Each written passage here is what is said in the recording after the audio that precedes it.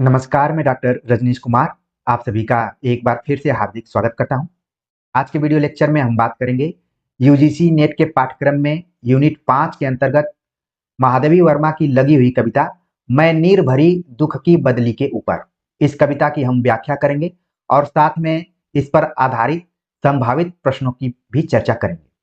महादेवी वर्मा की जब भी बात की जाती है तो उनकी प्रतिनिधि कविता के तौर पर मैं नीर भरी दुख की बदली को देखा जाता है और एक ऐसी कविता है जो कि सभी विश्वविद्यालयों और महाविद्यालयों के पाठ्यक्रम में अक्सर लगाई पाई जाती है और जितने भी विद्यार्थी यहाँ पर जुड़े हैं उम्मीद है कि वो कभी न कभी इस कविता को जरूर पढ़े होंगे। महादेवी वर्मा के संदर्भ में एक चीज और देखी जाती है कि जहां पर भी महिला शिक्षिकाओं की उपलब्धता होती है वहां पर वो पढ़ाती हैं तो अक्सर महादेवी वर्मा की कविताओं को पढ़ाने के लिए उन्हीं को दे दिया जाता है। मुझे भी याद आता है कि जब मैं बनारस हिंदू यूनिवर्सिटी से बीए कर रहा था तो वहां पर भी महादेवी वर्मा की कविता मुझे प्रोफेसर आदरणीय डॉक्टर चंपा सिंह ने पढ़ाया हुआ था और जहां मैं कार्यरत हूं वहां पर भी मैडम ही इस कविता को पढ़ाती हैं। तो कहने का मतलब ये है कि महादेवी वर्मा की कविताओं को पढ़ाने को लेकर या फिर इन पे एकाधिकार कई बार हम महिला शिक्षिकाओं को दे देते हैं, लेकिन आज की व्याख्या आप देखेंगे तो आपको लगेगा कि नहीं, हम इस व्याख्या को औरों से भी अच्छे से देख सकते हैं। तो महादेवी वर्मा की कविता पर हम आगे बात करेंगे। उसके पहले आपको अपने दिमाग में रखना चाहिए कि पाठ्यक्रम में कुल 4 कविताएं महादेवी वर्मा की दी गई। उसमें से एक पहली कविता है जिसकी की शुरुआत हम करने जा रहे हैं।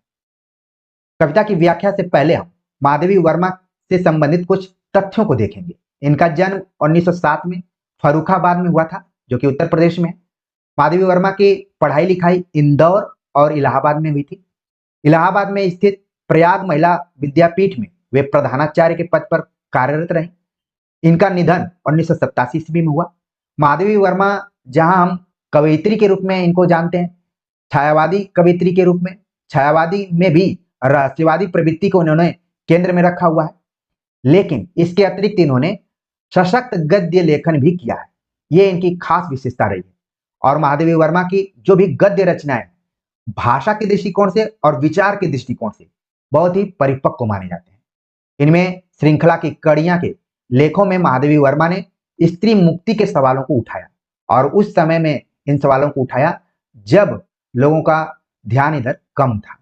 हालांकि इसके समानांतर प्रेमचंद जैसे उपन्यासकार कथाकार स्त्री मुक्ति के सवालों को उठा रहे थे, लेकिन महादेवी वर्मा ने अपना इसमें अहम रोल निभाया है।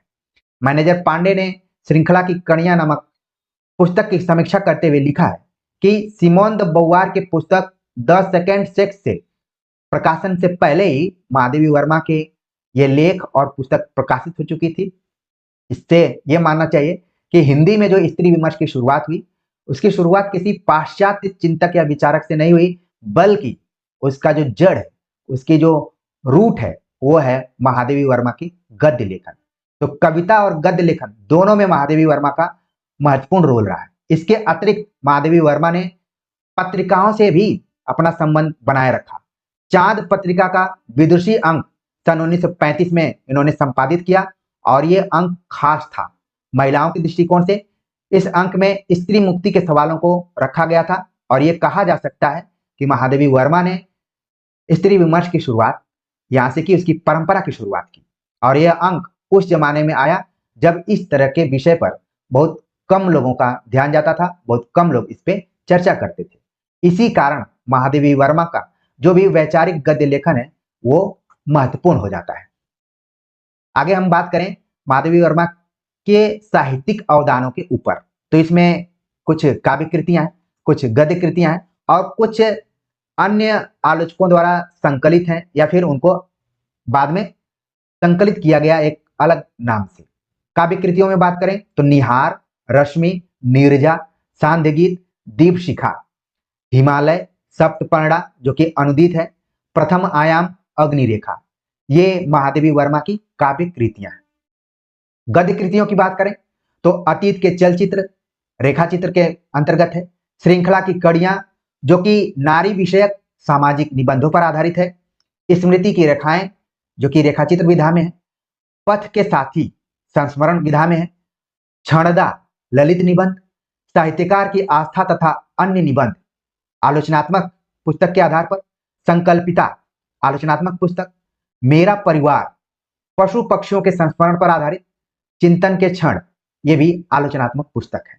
तो यहाँ पर आपने देखा कि जिन काव्य कृतियों की चर्चा की हमने उसमें से हो सकता है कि कुछ ऐसी काव्य कृतियां हो जो आपके लिए नई हो, तो आप अपने नोट बुक पर उनको नोट कर लीजिए। कुछ गद्य कृतियां हैं, माधवी वर्मा की गद्य कृतियों में आप देखेंगे कि बहुविविधता है, उसमें रेखा चित्र भी है, उसमें संस्मरण भी है, उसमें आलोचना भी है, उसमें ललित निबंध तक माधवी वर्मा ने लिखा है। और न सिर्फ उनकी रचनाओं के केंद्र में मनुष्य हैं बल्कि पशु पक्षी भी हैं। ये देखिए रचना काफी खास रही है माधवी वर्मा की, मेरा परिवार।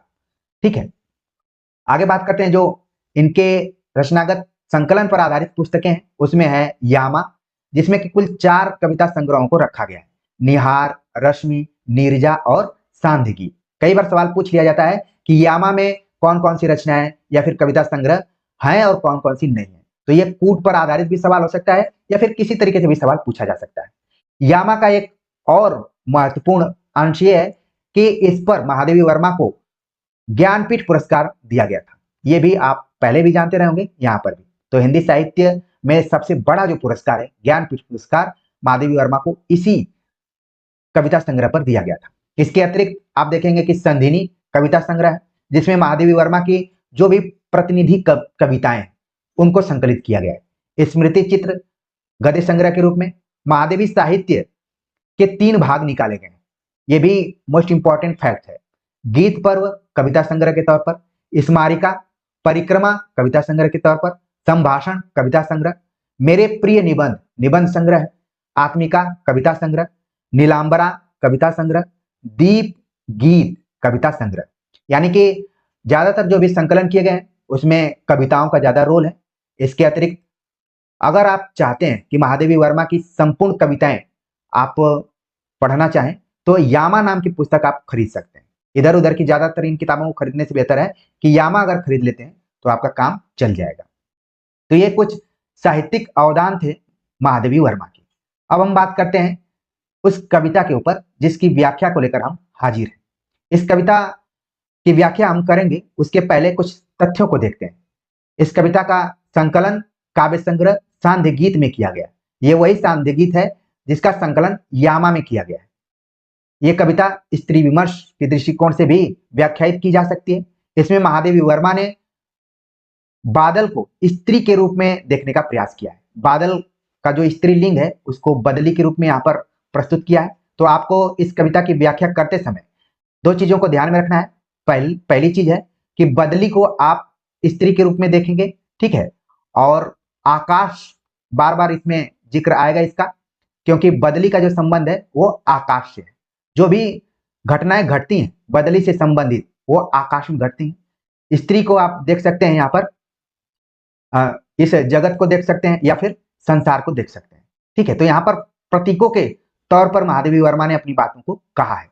इसके पहले भी स्त्री जीवन को ध्यान में रखते हुए कई कवियों ने अपनी कविताएं लिखी हैं, जिसमें कि मैथिली शरण गुप्त की एक कविता आप लोगों ने पढ़ी होगी कि अबला जीवन हाय तेरी यही कहानी, आंचल में दूध आंखों में पानी।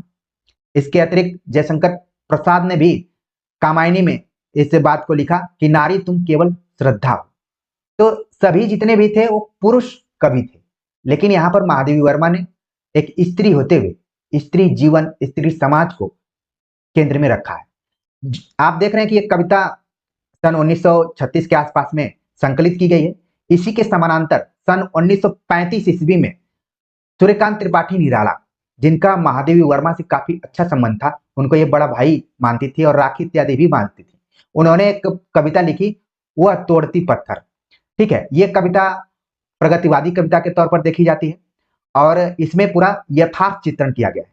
लेकिन महादेवी वर्मा ने उस समय और समाज को देखते हुए मैं नीर भरी दुख की बदली कविता में रहस्यवाद का आवरण ओढ़ा हुआ है। इन्होंने स्त्री के जीवन को तो इस कविता में पूरा रखा है बदली के माध्यम से, आकाश के माध्यम से, लेकिन उसमें यथार्थता नहीं बल्कि रहस्यवाद का पुट दिखाई पड़ता है। तो इन सारी चीजों को आप अपने दिमाग में रखिए। माधवी वर्मा लिखती हैं कि मैं नीर भरी दुख की बदली।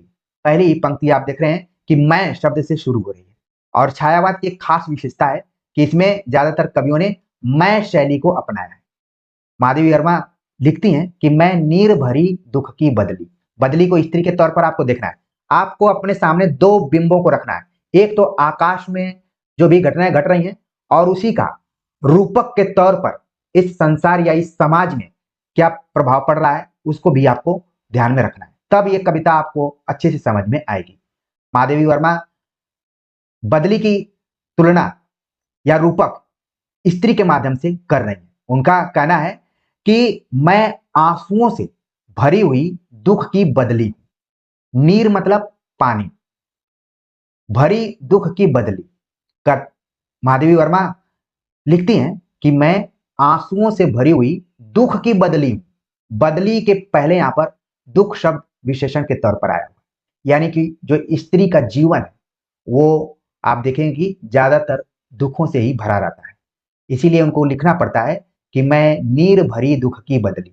और यहाँ पर जो मैं शब्द आया हुआ है ये सिर्फ महादेवी वर्मा के दुख से संबंधित प्रस्तुति के लिए नहीं आया है, बल्कि पूरा जो भी स्त्री समाज है उसके लिए जुड़ा हुआ है। मैं का यहाँ पर व्यापक अर्थ है कि मैं नीर भरी दुख की बदली, मैं आंसुओं से भरी हुई दुख की बदली, स्पंदन में चिर निस्पंद बसा, क्रंदन में आहत विश्व हसा।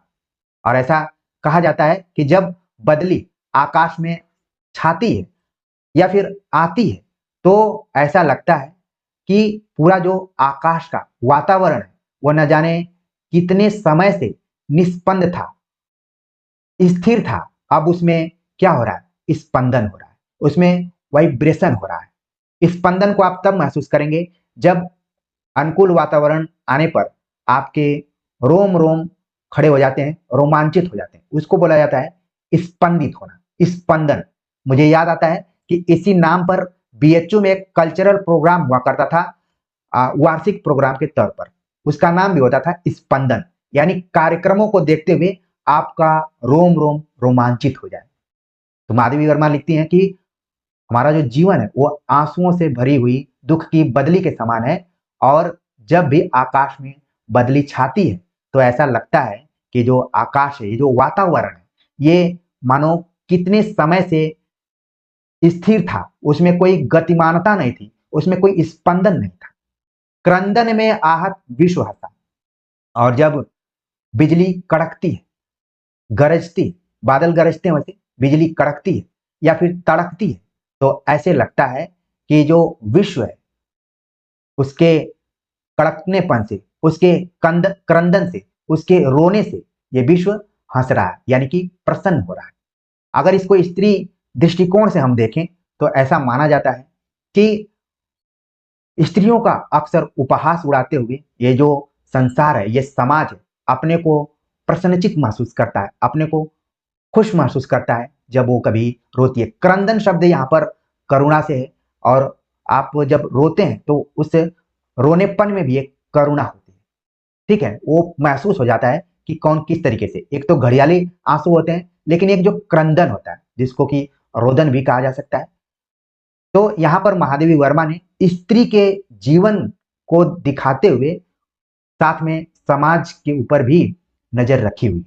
और आगे लिखती हैं कि नैनों में दीपक से जलते, पलकों में निर्झरी मछली। और जब बिजली चमकती है तो ऐसा लगता है कि उसके चमकने से आकाश में कोई दीपक जला रहा हो। आपको ये दोनों बिंब जरूर ध्यान में रखना है, एक तरफ इस बदली को, दूसरी तरफ आकाश को, फिर स्त्री को, और ये जो समाज है, संसार है। तो जैसे ही बिजली, क्योंकि यहाँ पर बदली को एक स्त्री के रूप में देखा गया है तो उसकी आंखों की बात की गई है, उसके क्रंदन की बात की गई है, उसके स्पंदन की बात की गई है, उसके दुखों की बात की गई है। तो यहाँ पर कहा गया कि नैनों में दीपक से जलते, जब वो चमकती है या फिर कड़कती है तो लगता है कि दीपक जल उठे हैं।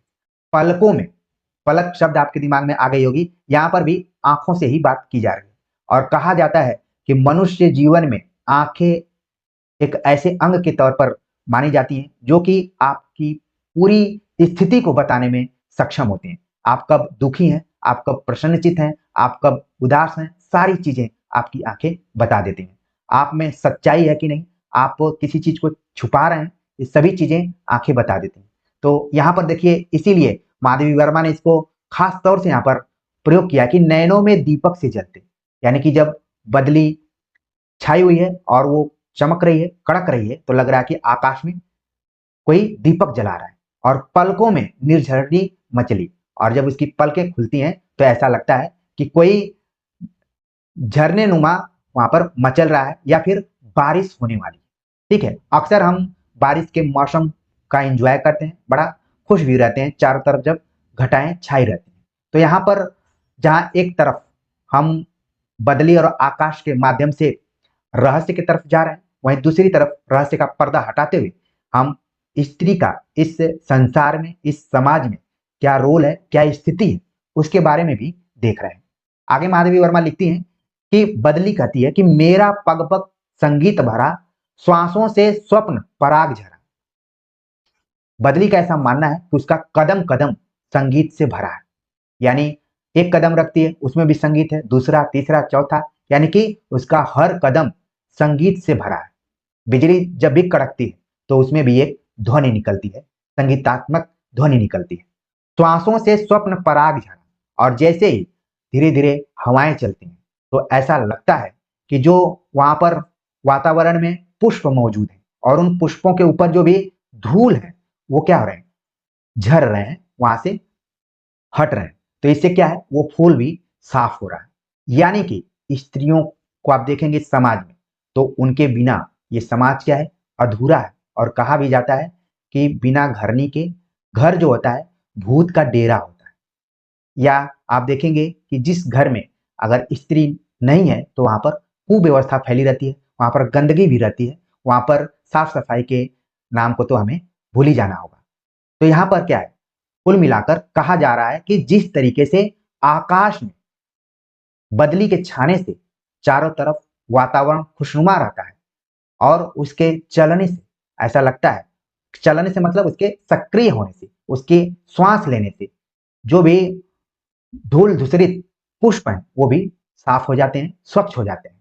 और यही नहीं, नभ के नव रंग बुनते दुकुल, छाया में मलय बयार पली। और आकाश में ऐसा लग रहा है कि आकाश नए नए रंगों के माध्यम से उस बदली के लिए दुकूल मतलब दुपट्टा निर्मित कर रहा है। अक्सर आप देखते हैं कि जब मौसम बदली वाला होता है तो इंद्रधनुषी रंग आपको दिखाई पड़ते हैं, और आपने अगर दुपट्टा देखा होगा, देखा ही होगा, तो वो सारे रंग आपको ध्यान में आ गए होंगे।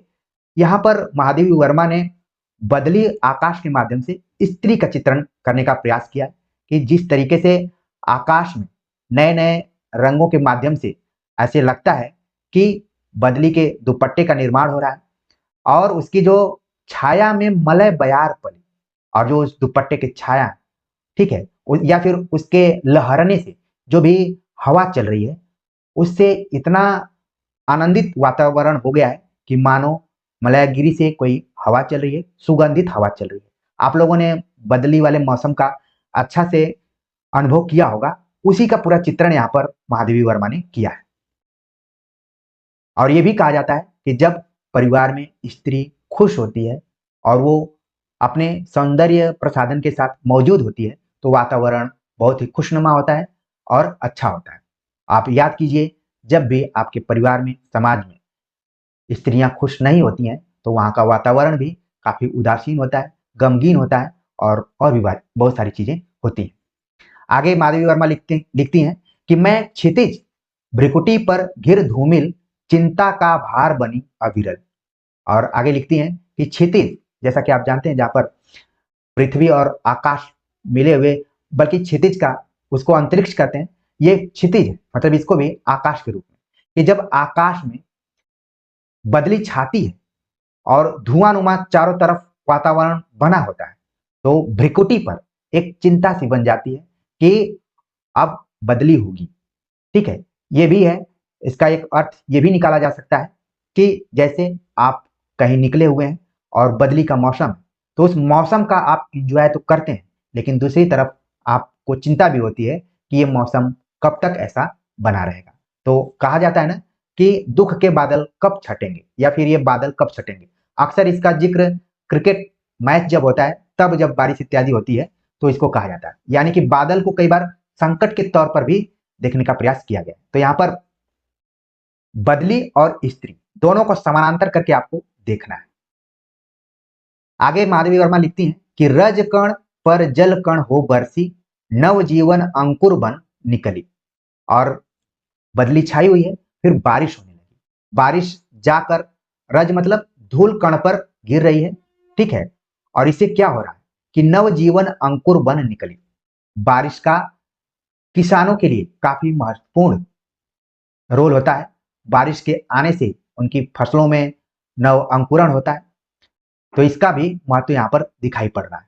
और बारिश के साथ साथ बदली के साथ साथ आप देख रहे हैं कि स्त्री को भी उसी तरीके से देखा जाता है। बिना स्त्री के कोई अंकुरण नहीं हो सकता, कोई विकास नहीं हो सकता। तो यहाँ पर माधवी वर्मा ने लिखा कि रज कण पर जल कण हो बरसी। इस धरा के ऊपर जो भी धूल है उनके ऊपर जल कण के रूप में बरसी, और उसके बरसने से कुछ गलत नहीं हुआ, बल्कि नव जीवन, नया जीवन अंकुरित हुआ, बन निकली। नव जीवन अंकुर बनकर निकली। यही नहीं, पथ को न मलिन करता आना, पद चिन्ह न दे जाता जाना। और यही नहीं, जब भी बारिश होती है तो वो अपने पथ को यानी अपने रास्ते को कभी गंदा नहीं करती और न ही अपने पद चिन्ह को छोड़कर जाती, बल्कि वहां का वातावरण पूरा साफ सुथरा होता है और बहुत ही स्वच्छ हो जाता है। और आगे लिखती हैं कि सुधि मेरे आगम की जग में, इस संसार में मेरे आने की लोगों को जब जानकारी होती, जब उनकी स्मृति आती है कि अब बदली आने वाली है, तो सुख की सिहरन हो अंत खिली। और इससे ये लगता है कि अब जो वातावरण है वो सुखद हो जाएगा। इसे लोग सिहरना, सिहरना एक भाव है। ये इस भाव को जो कभी अनुभूत किया होगा वही चीज को महसूस करेगा।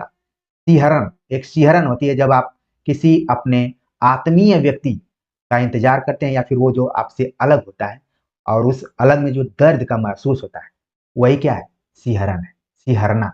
आपने इसको जरूर कभी न कभी महसूस किया होगा। आगे की 4 पंक्तियां हैं कि विस्तृत नभ का कोई कोना, मेरा न कभी अपना होना। परिचय इतना इतिहास यही, उमड़ी कल थी मिट आज चली, मैं नीर भरी दुख की बदली।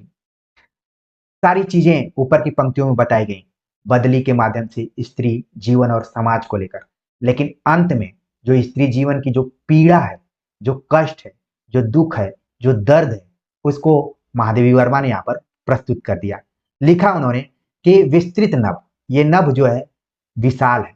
विस्तृत नभ का कोई कोना, मेरा न कभी अपना होना।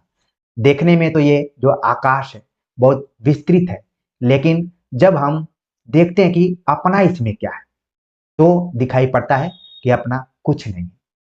ठीक है, हमारा इस यहाँ पर कोई अस्तित्व नहीं है, इस समाज में हमारा कोई अस्तित्व नहीं है। यही उनके दुख का कारण भी है।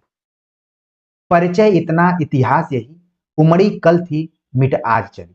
बदली की क्या स्थिति है, बदली जब तक रहती है अपना काम करती जाती है और ज्यादा उसका जीवन नहीं होता है, मतलब ज्यादा समय तक नहीं रहती है। कहा गया कि मेरा परिचय इतना ही है, मेरा परिचय और इतिहास इतना ही है कि उमड़ी कल थी, मैं कल अभी पैदा हुई थी और मिट आज चली। कब मिट गई पता ही नहीं चला। यानी इस समाज में मेरे रहने न रहने का बहुत असर नहीं दिखाई पड़ता। हालांकि ये कविता उस जमाने की है जब स्त्री मुक्ति और स्त्री जीवन को ध्यान में रखते हुए कम लोग लिख रहे थे। हालांकि अब समय बहुत कुछ बदला हुआ है। अब ये कविता उस मार्मिक अभिव्यक्ति से थोड़ी सी अलग दिखाई पड़ रही है, क्योंकि अब चीजें थोड़ी थोड़ी बदली हुई हैं। अब जहां पर महिलाएं अपने इतिहास में अपने को खोजती थी तो नहीं दिखाई पड़ती थी, लेकिन अब धीरे धीरे वो खुद इतिहास बनाने लगी, जिसमें कि माधवी वर्मा जैसी कवित्रियों का काफी बड़ा रोल रहा है दृष्टि प्रदान करने में। वैसे तो हम मीराबाई को भी नहीं भूल सकते हैं, ठीक, मीराबाई के बाद सीधे महादेवी वर्मा का नाम आता है। तो यहाँ पर हमने मैं नीर भरी दुख की बदली कविता की व्याख्या की। उम्मीद है कि इस व्याख्या को आप सामान्य तौर पर भी देखे होंगे, शब्दों के अर्थों को भी समझे होंगे, साथ में जिस दृष्टिकोण से इस कविता को पढ़ना चाहिए उस दृष्टिकोण से भी आप इसको समझ पाए होंगे। इस पर आधारित कुछ प्रश्नों को हम देखते हैं। उसके पहले स्त्री विमर्श के साथ साथ जो दलित विमर्श है उसकी भी कुछ यही स्थिति है। आप देखेंगे कि दलितों का भी यही कहना है, दलित लेखक और साहित्यकारों को आप देखेंगे तो उनका यही कहना है कि जब भी हम अपने इतिहास को खंगालते हैं तो हमारा वहां पर कोई जिक्र नहीं होता है, इसीलिए हमें अलग से आत्मकथा, आलोचना, कहानी, उपन्यास इत्यादि लिखना पड़ा है। और आपने ओम प्रकाश वाल्मीकि की एक कविता पढ़ी होगी, ठाकुर का कुआं, ठीक है, उसमें भी कुछ इसी तरीके का है कि विस्तृत नभ का कोई कोना, मेरा न कभी अपना होना। वो अंत में सवाल पूछते हैं कि मेरा क्या है, सारी चीजों को गिनाने के बाद पूछते हैं कि मेरा क्या है इसमें। यहाँ पर भी महादेवी वर्मा ने कहा कि देखने में तो पूरा संसार बहुत विस्तृत लग रहा है, बड़ा लग रहा है, लेकिन अगर किसी एक कोने की बात करें, कोना यहाँ पर बहुत बड़ा अर्थ दे रहा है। हर व्यक्ति को इस दुनिया में एक कोने की जरूरत है। भले लगता है कई बार कि मेरे पास इतनी संपत्ति है, मेरे पास ये है, मेरे पास वो है, लेकिन आप देखेंगे तो वो कोई ना कोई कोना है। उसी कोने की खोज में ही हम लोग आगे बढ़ रहे हैं। चलते हैं, बात करते हैं प्रिय विद्यार्थियों प्रश्नों के ऊपर। पहला प्रश्न क्या इस पे बन सकता है कि मैं नीर भरी दुख की बदली कविता किस संग्रह में संकलित है। तो अगर व्याख्या और इस लेक्चर को आपने सीरियसली देखा होगा तो इसका प्रश्न का उत्तर आपके दिमाग में आ गया होगा। सही जवाब है ऑप्शन दूसरा, सांध्य गीत। ऑप्शन में दिया गया था रश्मि, सांध्य गीत, नीरजा या फिर दीपशिखा। तो मैं नीर भरी दुख की बदली कविता का संकलन किया गया है सांध्य गीत में और इसका प्रकाशन हुआ था 1936 ईस्वी में। और ये यही सांध्य गीत है जो आगे चलकर यामा में भी क्या हो गई, संकलित हो गई। तो अब किस तरीके से घुमाकर सवाल पूछा जाएगा, ठीक है। चलते हैं आगे, बात करते हैं। अगला जो प्रश्न है, पूछा गया कि दुख की बदली में कौन सा अलंकार है। उपमा, उत्प्रेक्षा, रूपक, मानवीकरण। तो दुख की बदली में कौन सा अलंकार है? सही जवाब हो गया ऑप्शन सी, यानी तीसरा ऑप्शन, रूपक अलंकार है। और शुरुआत में ही मैंने बताया कि महादेवी वर्मा ने बदली को स्त्री के रूप में और आकाश को समाज के रूप में या फिर इस संसार के रूप में देखने का प्रयास किया हुआ है। तो इस तरीके से इसका जो सही जवाब हो गया ऑप्शन रूपक वाला। आगे बात करते हैं, दुकूल शब्द का अर्थ क्या है। मान लीजिए बदलते हुए पैटर्न में हो सकता है कि आपको 2 से 3 लाइन यहाँ पर दे दिया जाए, जिस लाइन में दुकूल शब्द हो और पूछ दिया जाए कि इसका अर्थ क्या है। ऑप्शन दिया गया नदी का किनारा, दुपट्टा, पौधा, आकाश। तो व्याख्या अगर आपने ठीक से देखी होगी, सुनी होगी, पढ़ी होगी तो आप इसका जवाब आसानी से दे देंगे। सही जवाब हो गया ऑप्शन दूसरा, दुपट्टा। दुकूल का अर्थ क्या है? दुपट्टा है। जब हम टेक्स्ट को नहीं पढ़कर जाते हैं तभी हमारे लिए पेपर कठिन हो जाता है। बाकी हम उसी लिए हैं कि कैसे उस कठिनता को आसानी में बदला जाए। अगला प्रश्न है कि मैं नीर भरी दुख की बदली कविता में कितनी मात्रा की पंक्तियों का उपयोग हुआ है। ये एक तरीके से नया प्रश्न है आपको। ऑप्शन दिया गया 12, 14, 16 और 18। तो मैं नीर भरी दुख की बदली एक विशेष ऐसी कविता है कि इसमें हर पंक्ति में 16-16 मात्राओं का जिक्र किया गया है। और जब आपने छंद पढ़ा होगा तो छंद में भी एक ऐसा छंद है जिसमें कि 16-16 मात्राएं होती हैं। हालांकि इसमें चरणों की बात की जाती है, यहाँ पर चरण की बात नहीं की गई है, ठीक है। 16 मात्राएं, तो कौन सा छंद है आपके दिमाग में आ गया होगा। लेकिन मैं नीर भरी दुख की बदली में हर पंक्ति में कुल 16-16 मात्राओं का प्रयोग हुआ है। और वैसे भी देखा जाए तो ये पूरी कविता 20 से 21 पंक्ति की है। अगर शीर्षक को मिला लें तो 21 हो गया, और नहीं तो 20 पंक्तियों की पूरी कविता है, ठीक है, छोटी ही कविता है। तो इस तरीके से हमने महादेवी वर्मा की मैं नीर भरी दुख की बदली कविता की व्याख्या की, उसके आधार पर प्रश्नों को देखने का प्रयास किया, साथ में महादेवी वर्मा से संबंधित परीक्षोपयोगी तथ्यों से भी आपका हमने परिचय कराया। उम्मीद है कि ये वीडियो आपको अच्छा लगा होगा। आप सभी के कमेंट्स का इंतजार रहेगा। आप मेरा साथ दीजिए, सपोर्ट कीजिए और इस चैनल का ज़्यादा से ज़्यादा प्रचार प्रसार कीजिए, क्योंकि अगर आप साथ में हैं तो हमें किसी भी चीज़ की जरूरत नहीं है। तो मिलते हैं एक नए टॉपिक के साथ, तब तक के लिए नमस्कार।